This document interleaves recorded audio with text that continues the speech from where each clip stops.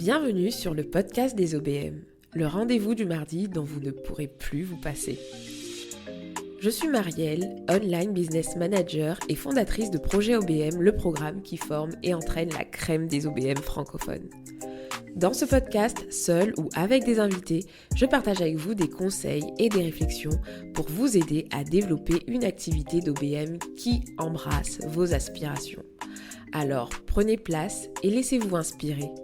Bonne écoute! Welcome! Bienvenue dans ce nouvel épisode de podcast dans lequel je suis ravie de vous retrouver, comme d'habitude. Et aujourd'hui, je trouvais intéressant d'aborder avec vous le sujet des croyances, des fausses croyances, de ce qu'on peut croire qu'est le métier d'OBM et finalement les confronter avec vous. Sur quoi je me suis basée pour enregistrer cet épisode? Souvent, je me base soit des échanges que j'ai déjà eus avec des prospects, donc des clients d'OBM, soit des échanges que j'ai avec des personnes qui veulent devenir OBM, soit des échanges que j'ai avec des OBM déjà en poste et qui pour moi ne comprennent pas certains aspects du métier. Je tiens à préciser que cet épisode n'est basé que sur mon expérience, sur ma propre vision du métier et donc vraiment apprendre dans mon contexte, apprendre avec des pincettes parce que c'est vraiment ma vision des choses, mais il se pourrait que vous parliez avec quelqu'un d'autre qui a une autre vision et qui dira que finalement ce que je vais exposer dans cet épisode de podcast, que ce n'est pas totalement vrai et c'est complètement pertinent. En fait, je veux juste vous partager mon point de vue sur ces croyances que je rencontre et vous permettre aussi d'avoir une réflexion un peu plus aboutie sur ces points-là, parce que peut-être qu'en écoutant cet épisode de podcast, vous allez vous dire, effectivement, je pensais ça, et en fait, c'est pas exactement comme je pensais, donc ça me permet de me projeter mieux dans ce métier, donc ça me permet de pouvoir voir comment je peux tirer mon épingle du jeu. Je pense que cet épisode va être utile à la fois pour les OBM en poste, pour les futurs OBM, pour les personnes qui sont intéressées par ce métier, et aussi pour des potentiels clients qui peuvent avoir des a priori sur ce métier pour pouvoir finalement un peu mieux le comprendre. La première croyance qui est très répandue, et celle-ci je vais surtout la voir au niveau de mes potentiels clients ou encore au niveau d'OBM qui sont déjà en poste mais qui n'ont pas une pleine perspective en fait du métier, en tout cas pas une bonne perspective. Autant je vous dis que certains points, c'est uniquement mon point de vue, autant celui-là, je pense que c'est vraiment une fausse croyance et que pour le coup, même si quelqu'un vient me dire que c'est faux, qu'elle n'est pas d'accord, je ne serai pas d'accord. C'est tout simplement le fait de croire que être OBM, c'est juste être une assistante plus. Bien sûr, derrière ce terme assistante, assistant plus, chacun met ce qu'il veut, mais je trouve que c'est un terme qui peut porter à confusion parce que déjà dans la pratique, quand j'accueille des futurs OBM au sein de projets OBM, qu'elles sont actuellement assistantes et qu'elles sont en train de transitionner vers un métier d'OBM, je vois à quel point cette appellation peut apporter finalement des choses négatives parce qu'elle ne permet pas à une OBM de bien se positionner. Non, une OBM n'est pas une assistante plus. Et j'étais obligée de commencer par celui-là parce que je vous mets en situation, ça va être quelqu'un à qui je vais expliquer ce que je vais faire, je vais expliquer un peu le métier d'OBM, et puis on va avoir le prospect ou la personne en face de vous qui va vous dire « Ah, mais t'es une assistante plus ?» Mais en fait, non, c'est pas une question de être assistante plus, être assistante moins. Déjà, je déteste ce côté plus ou moins, voilà. Mais au-delà de ça, je tiens juste à expliquer vraiment que ce sont deux métiers différents. Je déteste ce terme déjà, dans un premier temps, mais au-delà de ça, c'est juste deux métiers différents. Est-ce que ça vous viendrait à l'esprit, par exemple, de dire qu'un médecin, c'est un infirmier plus?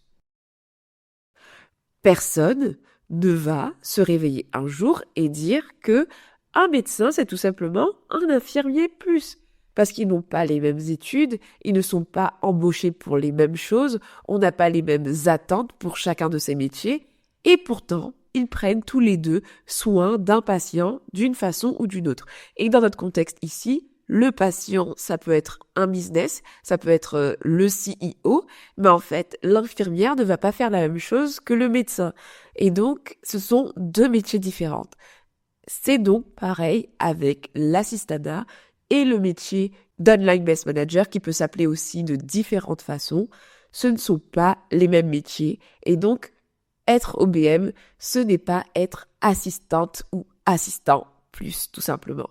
L'histoire du métier d'Online Business Manager vient effectivement du fait que ce sont pas mal d'assistantes virtuelles qui ont évolué vers des missions d'OBM. Ce qui fait qu'il peut y avoir une confusion, parce qu'on se dit que si c'est une évolution, ça veut dire que c'est un métier d'assistante plus. Mais non, pas du tout, parce que lorsqu'une assistante devient OBM, c'est pour ça que elle facture différemment, qu'elle passe normalement sur d'autres types de missions, que les attentes sur elle ne sont pas les mêmes, et donc c'est pour ça que c'est important de ne plus tolérer cette appellation d'assistante plus et de réaliser vraiment que ce sont juste deux métiers différents. Ces rôles sont distincts, et du coup, si vous avez envie de creuser encore plus, je vous invite à écouter l'épisode 6 du podcast où je décortique clairement la différence entre ces deux métiers, donc assistante virtuelle et OBM. Mais juste pour vous faire un petit résumé, l'assistanat, c'est plutôt du soutien, de l'exécution, des missions variées, effectivement. Et l'Online Business Manager, ça va être plutôt des missions de coordination, de management, de stratégie. Et donc, je vous invite à approfondir cet épisode si vous avez encore des doutes sur qu'est-ce que fait l'un, qu'est-ce que fait l'autre. L'épisode 6 viendra finalement conclure ce premier point. Donc, ne contribuez plus au flou autour de ça. Je sais qu'en tant qu'OBM, ce n'est pas simple d'expliquer ce que l'on fait. Et donc, du coup, ça peut être facile, finalement, de juste se dire qu'on va dire qu'on est une assistante plus pour moins se prendre la tête et pour juste se dire que, au moins, la personne va comprendre ce qu'on fait à peu près. Mais je trouve que ça nous dessert parce qu'après, dans nos missions, ça peut porter à confusion, en fait, auprès de nos prospects qui vont finalement mélanger ces deux rôles. Ça dessert à la fois le rôle d'AV et à la fois le rôle d'OBM. Donc vraiment, on arrête ça. Deuxième fausse croyance, ça va être que le métier d'Online Business Manager est réservé uniquement aux grandes entreprises, à des business qui génèrent beaucoup de chiffre d'affaires, à des startups, etc. Celui-là, il peut être controversé, c'est pour ça que là, je vous invite à choisir votre camp. Moi, je pense que c'est une fausse croyance.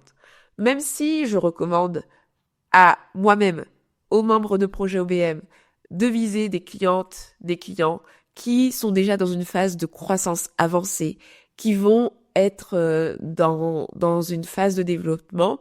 La réalité, c'est que on peut être OBM finalement pour des entreprises qui débutent et qui ne développent pas un certain chiffre d'affaires. Pourquoi on conseille généralement aux OBM de cibler des entreprises qui sont déjà dans une phase de croissance?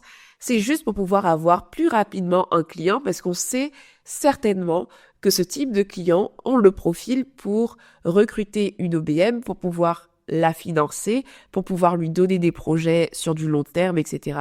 On va dire que ces clients-là, c'est la facilité. Mais en réalité, toute entreprise aurait besoin d'une Online Business Manager, aurait besoin des compétences d'une Online Business Manager. C'est pour ça que je crois que c'est une erreur de croire que ce métier n'est réservé qu'aux grosses boîtes, qu'aux CEO qui génèrent des millions et des millions. Ça ne permet pas non plus aux OBM qui se projettent dans le métier de voir en fait finalement toutes les possibilités qui peuvent s'offrir à eux, qui peuvent s'offrir à vous. Parce que du coup, en se disant que c'est que pour certains types d'entrepreneurs qui ont un certain chiffre d'affaires, ça vient vous limiter. Alors du coup, j'aimerais vraiment aborder ce point. L'Online Business Manager est un rôle qui va s'adapter à toutes les tailles d'entreprise, qu'il s'agisse de petites entreprises, de solopreneurs, parce qu'en fait, les besoins de structuration, les besoins d'optimisation, les besoins de recrutement peuvent apparaître à n'importe quel stade d'activité.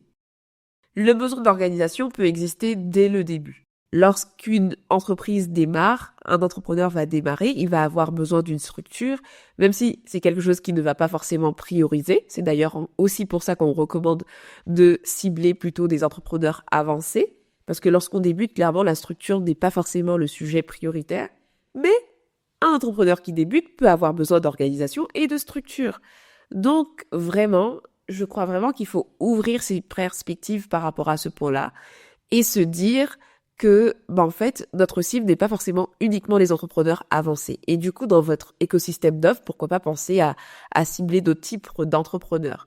Exemple concret, quand je me suis lancée, j'avais une forme de consulting, je crois, un peu flash, une session en fait qui était à un budget un peu moins élevé qu'une prestation de service vraiment globale à long terme que l'on peut proposer à des CEO qui ont vraiment développé leur entreprise et qui sont dans une phase de croissance importante. Et cette offre avait pour cible vraiment des entrepreneurs qui étaient un peu middle, qui n'étaient pas forcément hyper débutants, mais qui avaient besoin de structuration. Et donc, grâce à ce tarif un peu plus attractif, ils avaient accès à moi, donc à de l'online business management, sous une autre forme d'offre.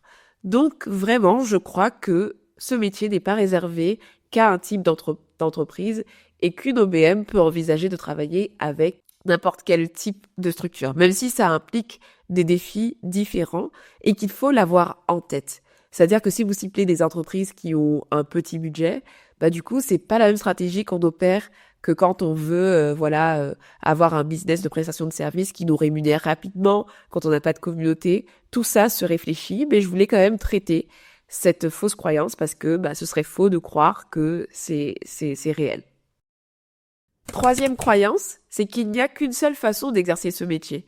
C'est un peu redondant avec la deuxième croyance, mais ce n'est pas exactement la même.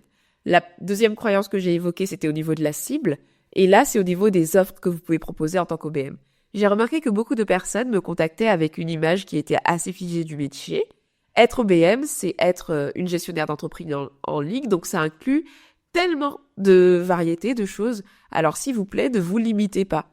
Il y a par exemple récemment une abonnée à ma newsletter de projet OBM qui rebondissait à une de mes newsletters et qui me disait qu'elle était Customer Care Manager, mais qu'elle aimait tellement en fait ce métier-là et qu'elle hésitait à devenir OBM parce que du coup, c'est deux métiers différents, etc. Je le répète, l'important, c'est la clarté. Qu'est-ce qui vous empêcherait d'être une OBM qui propose aussi en complément des prestations de Customer Care Manager? Aujourd'hui, si vous êtes devenu indépendant, si vous souhaitez devenir indépendante, c'est que vous souhaitez avoir un métier sur mesure. Rien ne vous empêche aujourd'hui de proposer des prestations complémentaires à celles d'une OBM parce que vous avez une expertise à côté. Rien ne vous empêche de proposer des prestations sur mesure qui correspondent vraiment à l'ensemble de vos compétences. Rien ne vous empêche de vous spécialiser dans un domaine, par exemple. Rien ne vous empêche de travailler en solo ou d'avoir peut-être même une équipe d'OBM, d'avoir une agence. Rien ne vous empêche d'évoluer dans votre rôle d'OBM, de faire plusieurs choses, d'avoir des offres différentes. N'oubliez pas que vous entreprenez et que vous avez la liberté de créer en fait ce que vous voulez. Les deux points à prendre en compte par rapport à ça. Le premier, c'est la clarté. Si aujourd'hui vous êtes OBM et que vous avez des prestations complémentaires, par exemple de Customer Care Manager ou de je ne sais pas quoi, il faut que auprès de votre client, vous soyez au clair sur ce que vous facturez en tant qu'OBM et ce que vous facturez en tant que CCM. En fait, que vous ne mélangiez pas tout. Que ce soit clair pour vous et pour votre client que vous êtes juste une OBM avec une casquette en plus. Ce qui va tuer le marché, ce n'est pas que vous soyez une OBM qui fait du community management, c'est que vous soyez une OBM qui dit être OBM à 100% et qui pourtant propose tout. Si vous êtes au clair, rien ne vous empêche d'exercer ce métier à votre façon, honnêtement. Et le deuxième point aussi, c'est de réaliser aussi que le fait de prendre parti, faire le pari d'avoir des offres qui sont peut-être différentes, que vous marketez de manière différente, ça peut avoir un impact sur la manière dont vous développez votre entreprise. Et que comme le but c'est la rentabilité, ok, vous avez la liberté et la flexibilité de faire ce que vous voulez, mais des fois il faut juste être stratégique. Parfois l'offre de vos rêves n'est pas celle qui vous permettra de démarrer et d'avoir tout de suite un certain chiffre d'affaires. Donc en fait il faut ramener la créativité au centre, mais ramener aussi la réalité de monétiser en fait ces compétences-là et de pouvoir avoir des offres qui répondent vraiment à un besoin. Donc, tout ça pour dire qu'il n'y a pas qu'une seule façon d'exercer le métier. Vous pouvez être créatif dans vos offres en tant qu'OBM. L'important, c'est la clarté, mais aussi veillez, s'il vous plaît, à avoir des offres qui seront rentables. Parce que oui, il faut kiffer. Oui, il faut se faire plaisir. Mais si votre offre ne répond pas aux besoins du marché, là, je ne vous encouragerai jamais à aller dans ce sens. Donc, il n'y a pas qu'une seule façon d'exercer ce métier. Quatrième croyance, ça va être qu'un OBM ne fait pas du tout d'opérationnel. Et là, vous dites, mais Marielle, c'est toi qui dis tout le temps, attention, attention à ne pas être trop dans l'opérationnel. Je vais expliquer mon propos. En fait, à mon niveau, je distingue bien l'opérationnel pur et dur qui est le fait de faire de l'exécution de tâches à tout va, vraiment comme un poste d'assistante où on va avoir des tâches spécifiques, on va avoir un process et on va le réaliser, versus ce que j'appelle l'opérationnel d'OBM. En fait, l'opérationnel d'OBM, ça va être, par exemple, vous allez avoir une posture stratégique en définissant peut-être la stratégie de lancement avec votre client, en faisant la coordination, en faisant du management. Mais à un moment donné, opérationnellement, vous allez avoir des tâches à faire. Vous allez peut-être devoir mettre en place le setup technique du tunnel. Vous allez peut-être parfois, je sais pas moi, juste le fait de faire le rétro-planning, le fait de créer un process, le fait de faire certaines tâches qui sont liées à votre métier d'OBM, c'est un peu d'opérationnel. Le fait de faire de l'automatisation, ce sont des tâches opérationnelles d'exécution. Donc ça veut dire que, ce que je veux dire, c'est que, en fait, des fois, il y a des personnes qui voient ce côté où on dit que l'OBM, c'est pas forcément être dans l'opérationnel tout le temps, et qui finalement ont une sorte de confusion autour de ça et se disent, mais est-ce que c'est normal que je sois dans de l'exécution et qui du coup se font une image du métier d'OBM comme étant quelqu'un qui ne fait que coordonner, qui ne fait que manager, qui ne fait pas forcément de tâches, mais qui est dans de la réflexion stratégique, etc. Mais en fait, non. Quand on fait de la prestation de service, à un moment donné, on met la main à la pâte aussi. On a des tâches opérationnelles qui nous reviennent en tant qu'OBM. Et c'est ce que je veux évoquer dans cet épisode. C'est que l'OBM a une part d'opérationnel qui lui revient. Et je pense que l'une des clés, c'est de trouver votre équilibre entre stratégie et opérationnel, en fait. Lorsque vous êtes sur la vision stratégique, vous êtes sur de la planification, de l'optimisation, etc. Mais lorsque vous êtes sur de l'opérationnel ciblé, c'est lorsque vous allez peut-être mettre en place un outil, lorsque vous allez faire du suivi de projet. Tout ça, en fait, c'est de l'opérationnel d'OBM et c'est complètement normal d'être amené à faire des petites tâches par-ci et par-là en tant qu'OBM. Un autre exemple, c'est que parfois, dans certaines missions, je suis amenée à remplacer des freelances qui ont un empêchement sur un lancement. Je vais pas juste rester là à me dire, en fait, c'est pas mon rôle et tout, je le fais pas. En fait, non, des fois, l'OBM a de l'opérationnel. Et c'est complètement normal, ça fait partie de notre métier. Donc, ok, on supervise, mais aussi on est acteur, actrice des projets que l'on peut structurer, des entreprises que l'on rejoint. Et donc, c'est important, en fait, d'avoir en tête qu'on a un accompagnement 360. Et aussi qu'on peut être amené à s'adapter aux besoins du client. Donc, il faut trouver un équilibre, mais l'opérationnel n'est pas complètement décodant dans le métier d'OBM. Et il faut apprendre, finalement, à distinguer lorsque vous êtes trop dans l'opérationnel et donc lorsque vous devenez finalement une ou un assistant, de l'OBM qui fait juste de l'opérationnel qui peut revenir à l'OBM. Ça, je sais que c'est quelque chose qui n'est pas simple et que je travaille tout le temps avec les membres afin qu'elles puissent comprendre en fait c'est quoi la posture d'une OBM. Et une fois qu'on saisit, je pense, la posture de l'OBM, cette question n'intervient plus. Moi, par exemple, je sais que dans mon quotidien d'OBM, je ne me pose plus la question, mais est-ce que je fais de l'assistanat? En fait, je sais ce que c'est que le rôle d'OBM, et du coup, cette confusion n'est plus. Je sais que c'est pas simple, mais c'est important de le prendre en compte, et donc je voulais aborder ce quatrième point. Cinquième et dernière croyance, c'est qu'il faut absolument tout maîtriser lorsqu'on devient OBM. Quand je présente le métier d'OBM, je parle souvent de compétences piliers qui sont le fait de savoir créer des process, le fait de savoir gérer des projets, le fait de comprendre le marketing en ligne, le fait de mesurer les KPI, d'analyser les data, etc. En fait, c'est vrai que tout ça, le management, le recrutement, je pense que ça fait partie des piliers phares du métier, mais à aucun moment, il est indispensable de tout maîtriser, c'est-à-dire d'être excellente partout. Vraiment, parfois, il suffit juste d'exceller sur une mission.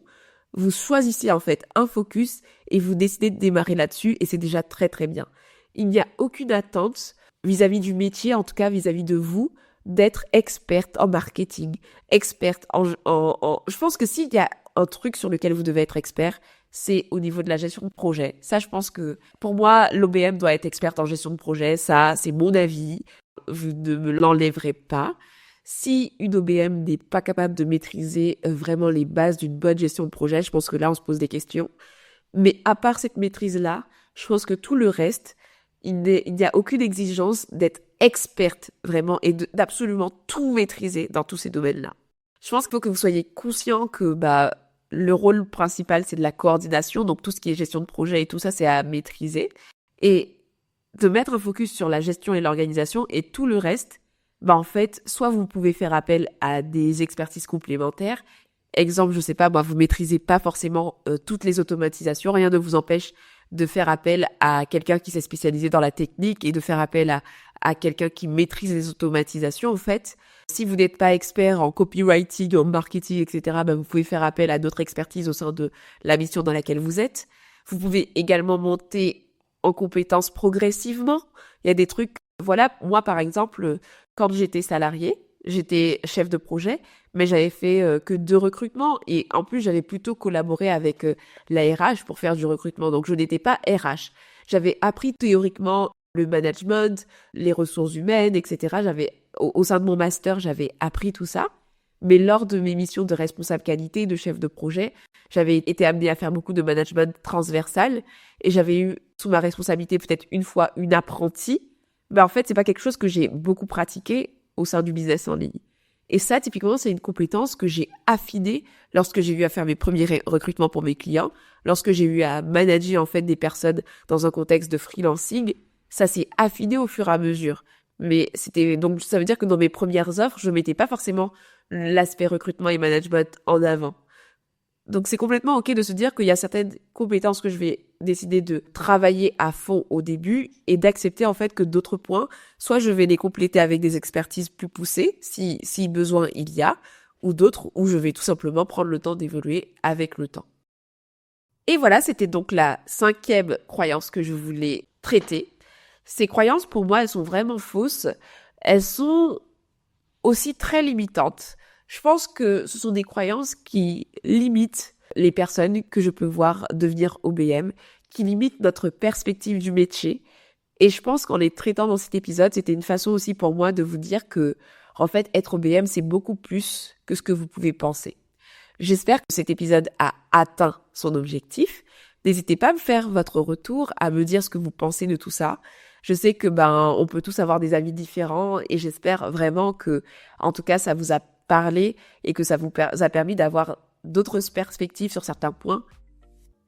Et encore une fois, si cet épisode, si ce podcast même au global vous plaît, n'hésitez pas à le faire savoir d'une façon ou d'une autre, que ce soit en le partageant, que ce soit en me faisant un retour par message privé sur Instagram ou par email parce que ça vous fait toujours plaisir, et surtout en le notant sur la plateforme sur laquelle vous l'écoutez afin qu'il soit encore mieux référencé et qu'il puisse arriver aux oreilles des personnes qui en ont besoin.